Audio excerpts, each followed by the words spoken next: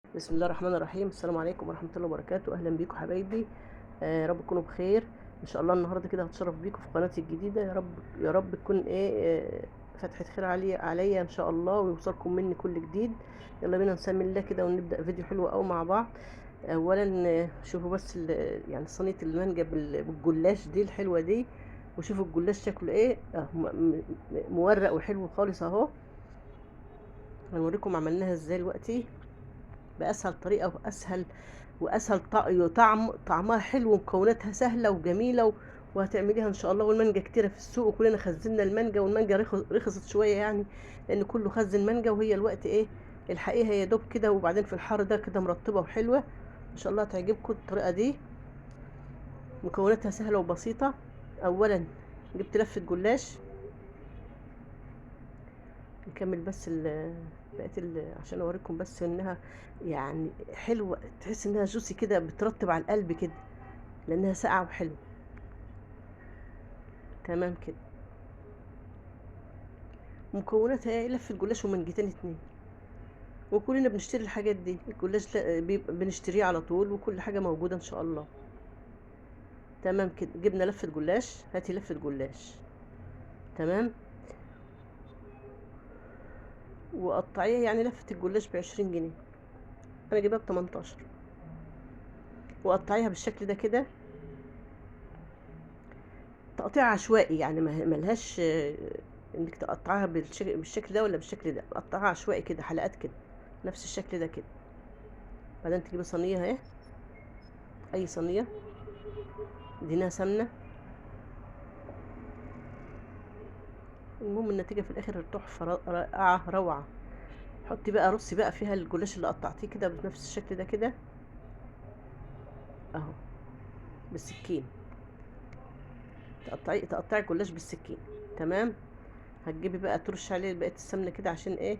يعني يورق ويحمر كده بسرعه معاكي، عشان احنا عاوزينه محمر احمر، يعني يبقى لونه ذهبي حلو كده، لون الجلاش العادي اللي احنا بنعمله في الفرن. دخليها الفرن بقى على درجه حراره 180. انا اصلا ظابطه الفرن بتاعي على درجه حراره 180 على طول لاي حاجه.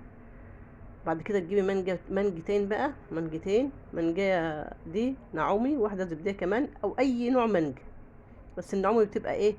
فيها لحم كتير، وتعرفي تقطعي منها قطع كده وشرايح، وبعدين بتبقى مسكره وحلو كده، عشان احنا مش هنحط سكر في صينيه الحاجه حلوه دي بتاعتنا خالص، ولا معلقه سكر. شايفين المانجا مستويه ازاي؟ طلعت لوحدها خالص اهي كده. تمام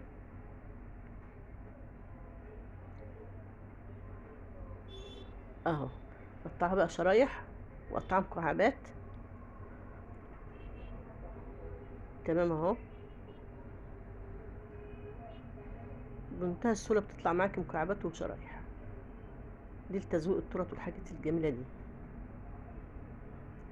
بس انا مش يعني مش عارفه اشكر لكم قد ايه في صينيه الجلاش بالمانجا، اللي انا احلى من كنافه بكتير بكتير. جربي وان شاء الله هتعرفي وهتعجبك ان شاء الله. قشرنا المانجا دي عشان المانجا دي مجمده بقى، يعني النعومي كانت صبحه، الزبديه دي مجمده، مش مشكله خالص. حلوه برضو، كل حاجه تنفع ان شاء الله باذن الله. هنقطع برضو كده شرايح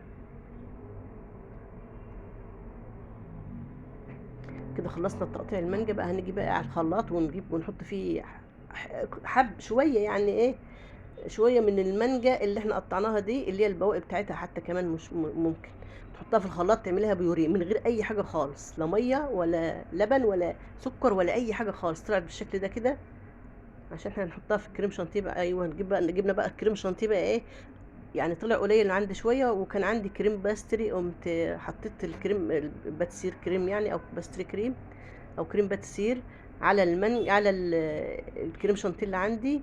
وحطيت عليهم معلقتين نشا كمان، وضربتهم مع بعض، وحطيت عليهم المانجا بكوبايه ميه ساقعه.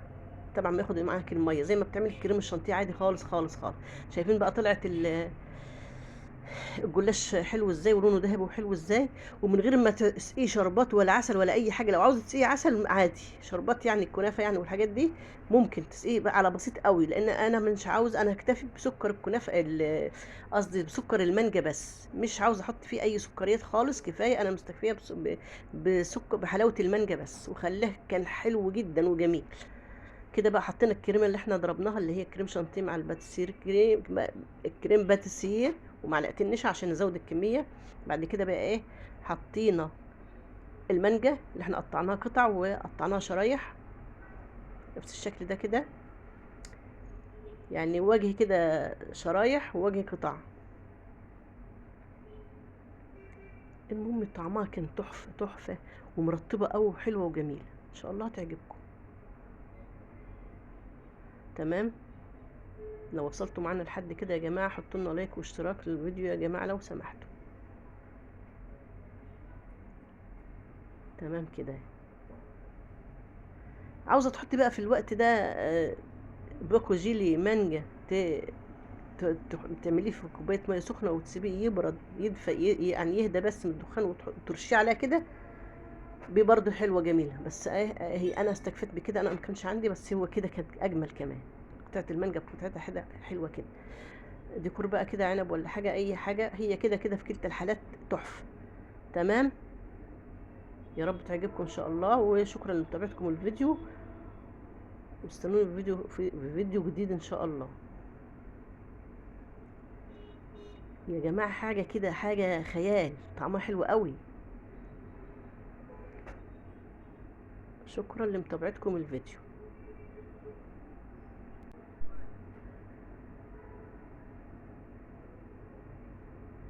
يعني انا مش عاوزه ابطل في اكل من حلاوتها صراحه يعني، فعلا جميل. تمام. انا عاوزه اوريها لكم بس من كل ناحيه، حلوه قوي. ولو كترت الكريمه كمان هتبقى احلى واحلى، بس كده حلوه قوي.